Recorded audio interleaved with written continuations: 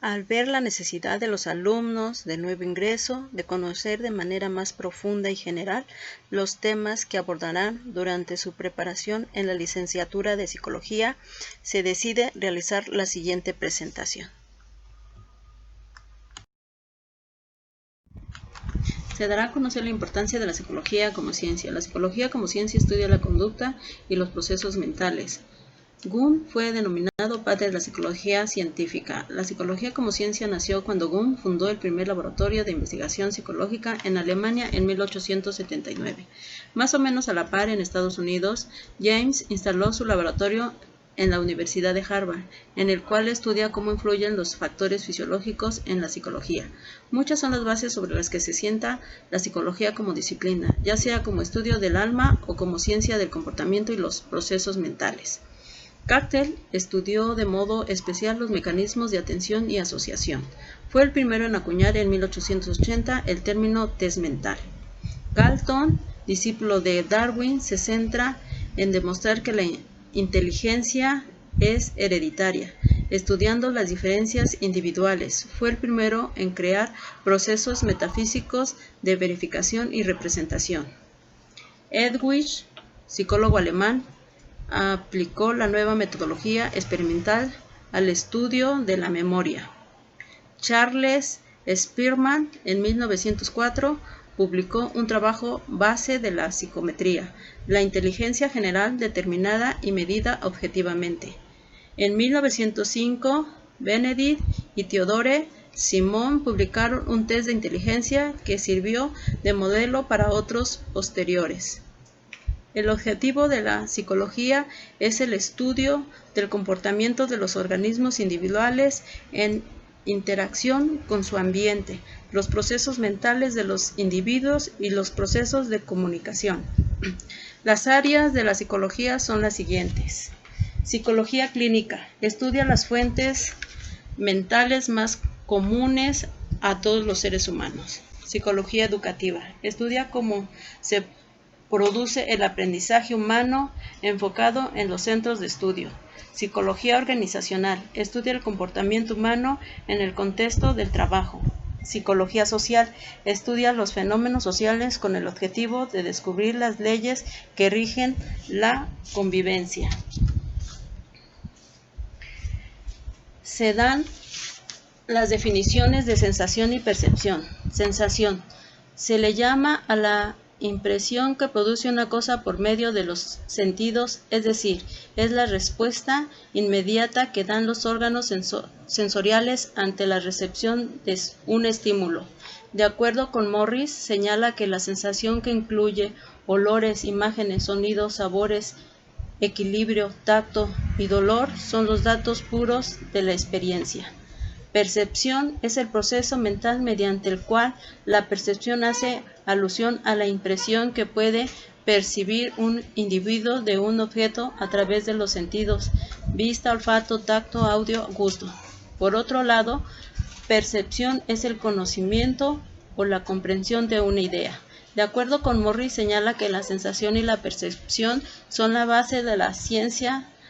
Trabajando juntas nos dice lo que sucede dentro y fuera de nuestro cuerpo. Rasgos de personalidad son las siguientes: humanista, aprendizaje social, rasgos, psicodinámica y personalidad.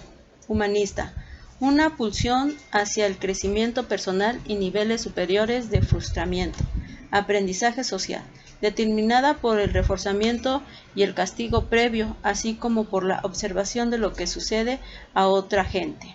Rasgo: disposiciones relativamente permanentes dentro del individuo que causan que la persona piense, sienta y actúe de manera característica. Psicodinámica: pensamiento, sentimiento, inconscientes, problemas reprimidos de la infancia. Criterios de la psicología. Uno de los criterios es el que Sullivan denominó criterios consensual, para señalar que la definición de las psicopatologías es una cuestión normativa social, es decir, del consenso social que se le alcance en un momento y lugar determinado. De ahí que se afirme que lo psicopatológico es una construcción social. El concepto de salud mental es limitado porque supone que hay algo interno en la mente de la persona enferma que no le permite adaptarse a la realidad. ¿Qué es la motivación? Es aquella fuerza que impulsa a las personas a realizar cualquier tipo de actividades y a iniciar y mantener todos los proyectos que se proponga. Motivación intrínseca se refiere a la realización de acciones por la mera satisfacción de hacerlas sin necesidad de ningún incentivo externo. La motivación extrínseca puede tratarse de una recompensa económica o premio. La teoría de Maslow, que pone de relieve las calidades especiales del ser humano, sobre todo su libertad y su potencial de crecimiento personal. Su objetivo de estudio son los aspectos especiales de la experiencia humana. Su principio básico: los humanos son seres libres y racionales con el potencial de desarrollo y fundamentalmente distintos a los animales. Los procesos y fundamentos de la personalidad y la motivación mediante sus modelos. Los modelos de la motivación son los siguientes. McLean es uno de los modelos psicológicos sobre las necesidades humanas más conocidas, especialmente en el ámbito empresarial y de las organizaciones. Concretamente, expuso como principales fuentes de motivación laboral la necesidad de logro, la cual se entiende como el deseo de mejorar la propia actuación y de ser eficiente en ella como elemento de satisfacción, y que se basa en un buen equilibrio entre probabilidad de éxito y desafío.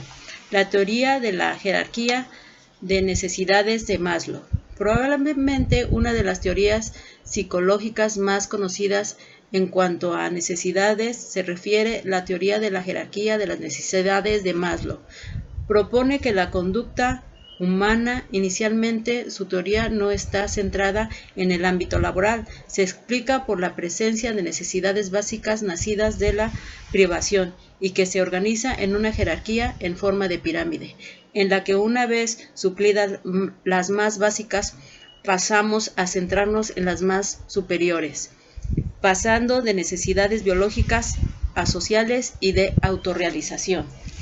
Teoría del esfuerzo de Skinner, basando en el conductismo y el condicionamiento operante. También existen teorías que proponen que la motivación puede aumentarse a partir de la utilización del reforzamiento positivo, otorgando recompensas con el fin de fomentar un aumento del rendimiento y sentido del esfuerzo, la fuente de la motivación.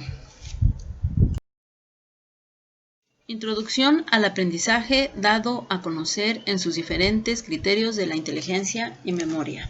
Teorías sociocognitivas del aprendizaje. A pesar del empuje creciente de la psicología cognitiva, hasta tiempos muy recientes, el estudio del aprendizaje ha estado dominado por el clásico enfoque conductual. El aprendizaje cognoscitivo abarca el estudio de una variedad de procesos de aprendizaje que dependen de manera directa de operaciones mentales, es decir, dependen del pensamiento, de la percepción y del razonamiento. De acuerdo con Morris, desde la perspectiva conductista, se define el aprendizaje como un cambio conductual de cierta duración generado por la experiencia. Watson, que es considerado el padre del conductismo, al respecto dice: la psicología como la ve el conductista es una rama puramente objetiva de la ciencia natural. Su meta teórica es la predicción y el control de las conductas. Los modelos conductistas más importantes son el condicionamiento clásico de Pavlov y el condicionamiento operante de Skinner. De manera general, podemos definir el condicionamiento como un término que se emplea tanto para animales como para seres humanos y que se refiere a la adquisición de patrones muy específicos de conducta en presencia de estímulos bien definidos. El experimento de Pavlov ilustra los 4 elementos básicos del condicionamiento clásico. 1. Estímulo incondicionado. El estímulo que de manera invariable causa que un organismo responda de manera específica. 2. Respuesta incondicional. Respuesta que tiene lugar a un organismo siempre que se presenta un estímulo incondicionado. 3. Estímulo condicionado. Estímulo originalmente natural en que se aparea con el estímulo incondicionado y a la larga produce la respuesta deseada en un organismo cuando se presenta solo. 4. Respuesta condicionada. Después del condicionamiento, la respuesta que produce el organismo cuando solo se presenta un estímulo condicionado. El psicólogo estadounidense Skinner realizó muchos e importantes aportes al campo del aprendizaje operante. Skinner adiestraba a pichones y ratas privados de alimento para que picaran una tecla o presionaran una palanca cada vez que el animal hambriento ejecutaba la acción adecuada, una bolita de alimento caía a la taza de la comida. Son muchos los elementos a estudiar en el condicionamiento operante. Aquí solo mencionamos 2. Reforzador. Es un estímulo que sigue a una conducta e incrementa la probabilidad que ésta se repita. Reforzamiento positivo. Implica una situación en la cual el evento reforzante asociado con la conducta es de tipo placentero. Reforzamiento negativo. La respuesta deriva en la terminación de un estímulo displacentero. Castigo. Es cualquier evento cuya presencia disminuye la probabilidad de que vuelva a ocurrir la conducta en curso. La memoria a corto y largo plazo. La memoria es definida como la capacidad de los organismos de adquirir, retener y utilizar conocimiento o información. Para recordar un evento se debe establecer 3 procesos. 1. Almacenamiento. La experiencia debe ser almacenada en la memoria. 2. Codificación. Luego debe ser codificada u organizada de tal manera que tenga significado. 3. Recuperación. Esta experiencia ya codificada debe ser recuperada. Atkinson y Shiffrin señalan 3 etapas en el almacenamiento de la información o bien llamados almacenes de memoria. Memoria sensorial. Es el primer tipo de almacén por el que pasa la información en el que se mantiene esta una fracción de segundo, en el que el estímulo aparece como una réplica exacta. Entre ellas tenemos la icónica visual y la icónica auditiva. Memoria a corto plazo o de trabajo. Almacena brevemente y procesa la información seleccionada en los registros sensoriales. Esta memoria dura más tiempo que la anterior, alrededor de 1 minuto. Memoria a largo plazo o memoria secundaria.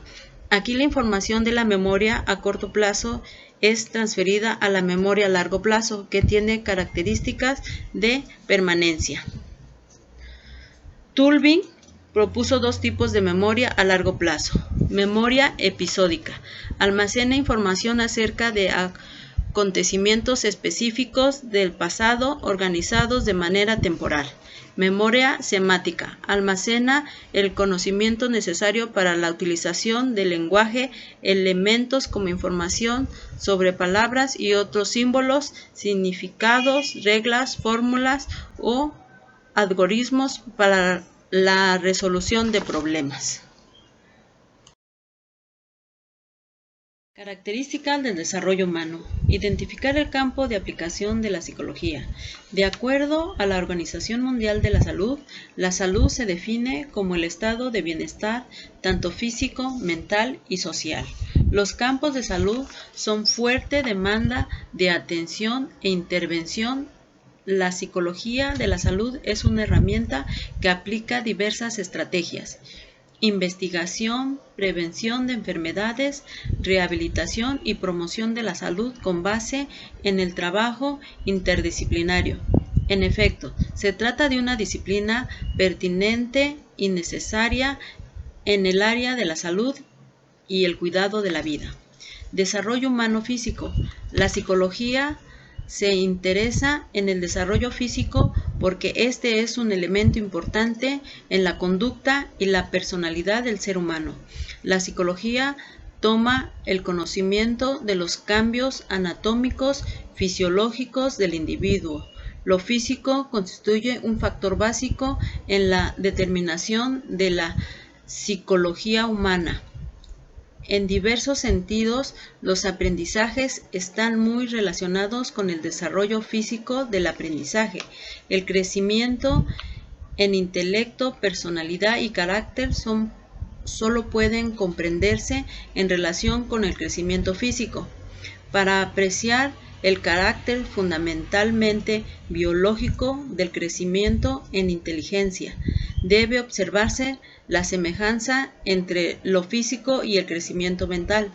Solo después de considerar los cambios fisiológicos que ocurren durante la niñez y la adolescencia, pueden apreciarse íntegramente los cambios profundos en intereses y actitudes que ocurren en los periodos de la vida. Desarrollo, crecimiento y maduración. Aunque se parecen mucho, estos tres términos no significan lo mismo. Crecimiento se emplea con más frecuencia para referirse al aumento en tamaño y peso, mientras que el desarrollo se entiende como los cambios, composición y complejidad. La maduración se entiende el desenvolvimiento de rasgos heredados, no provocados por el ejercicio ni por las experiencias del individuo, a pesar de que ambos factores pueden estimularlo. El surgimiento de ciertos rasgos a causa de la maduración es aparentemente repentino. Para que un niño aprenda a andar, se requiere en el cierto grado de maduración nerviosa y muscular. Antes de que ésta se haya logrado, el efecto de la práctica en la actitud de caminar es nulo. Elementos de la psicología normal. ¿Qué es la salud mental?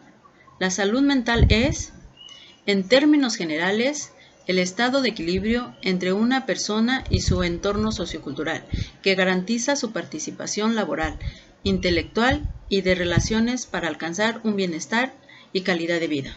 La salud mental incluye nuestro bienestar emocional, psicológico y social. Afecta la forma en que pensamos, sentimos y actuamos cuando enfrentamos la vida.